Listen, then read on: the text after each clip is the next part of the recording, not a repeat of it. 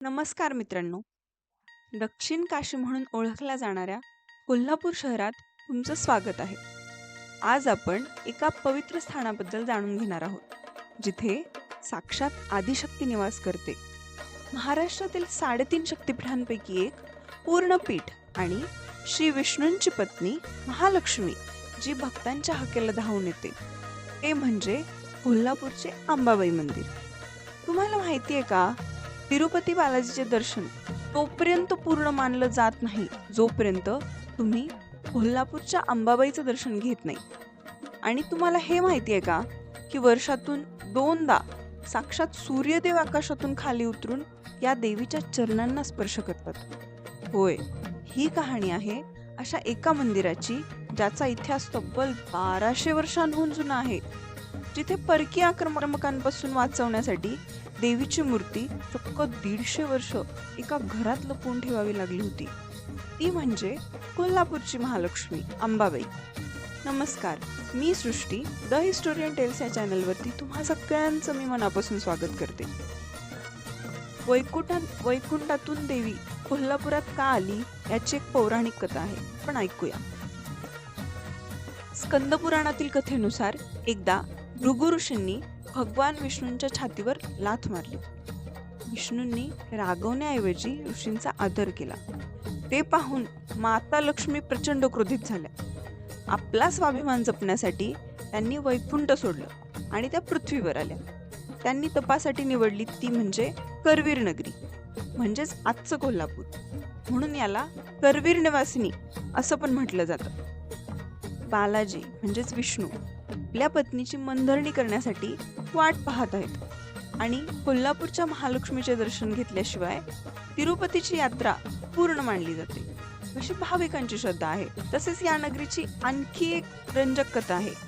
अशी आख्यायिका आहे की प्राचीन काळी येथे कोल्हासूर नावाचा राक्षस राहत होता. त्या राक्षसाचा हाहाकार माजला होता. त्याचा वध करण्यासाठी देवीने महाकाली आणि महासरस्वतीचे रूप घेतले. मरताना त्या राक्षसाने देवीकडे वर मागितला की या नगरीला माझे नाव दिले जावे, आणि तेव्हापासून या शहराचे नाव पडले कोल्हापूर.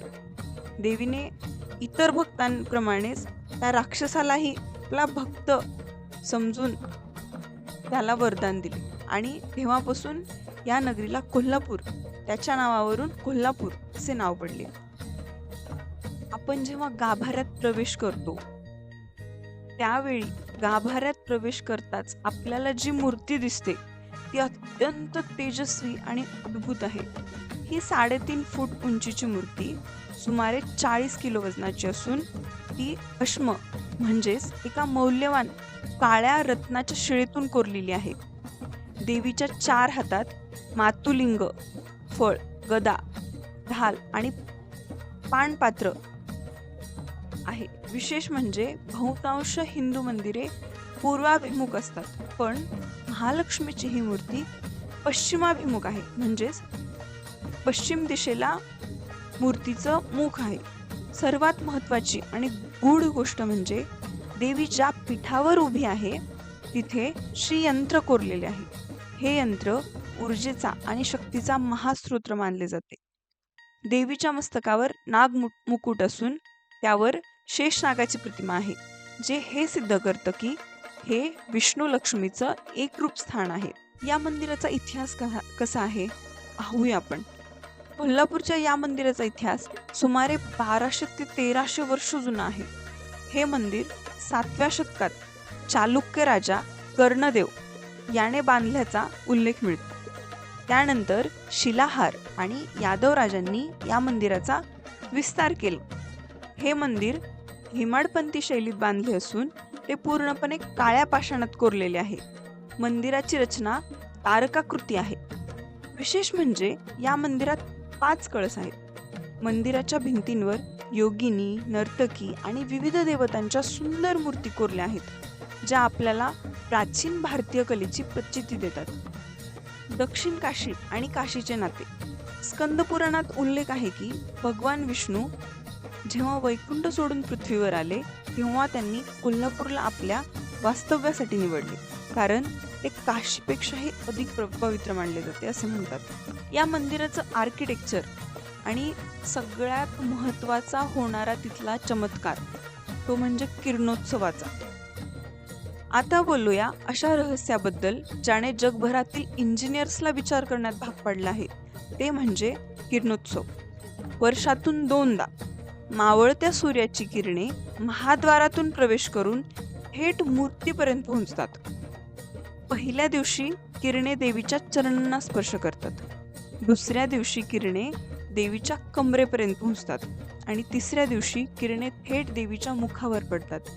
कोणतंही आधुनिक यंत्र नसताना शेकडो वर्षांपूर्वी इंजिनियर्सनी खगोलशास्त्र आणि वास्तुकलेचा असा संगम कसा बांधला असेल हे आपल्याला विचारात पाडू शकतो.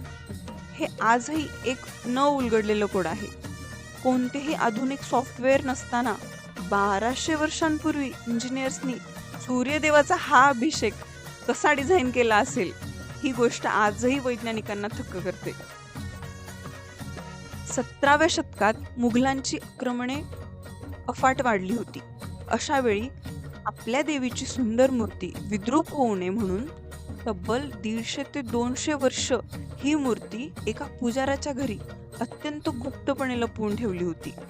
1715च्या सुमारास करवीर म्हणजेच कोल्हापूरच्या गादीचे संस्थापक छत्रपती संभाजी महाराज यांनी या मूर्तीची पुन्हा अत्यंत शास्त्रोक्त पद्धतीने मंदिरात प्राणप्रतिष्ठा केली.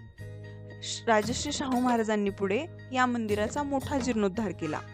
कोल्हापूरची अंबाबाई म्हणजे केवळ दगडात कोरलेली मूर्ती नाही, तर ती लाखो भक्तांच्या श्रद्धेचा, ऊर्जेचा आणि चैतन्याचा एक जिवंत स्रोत आहे.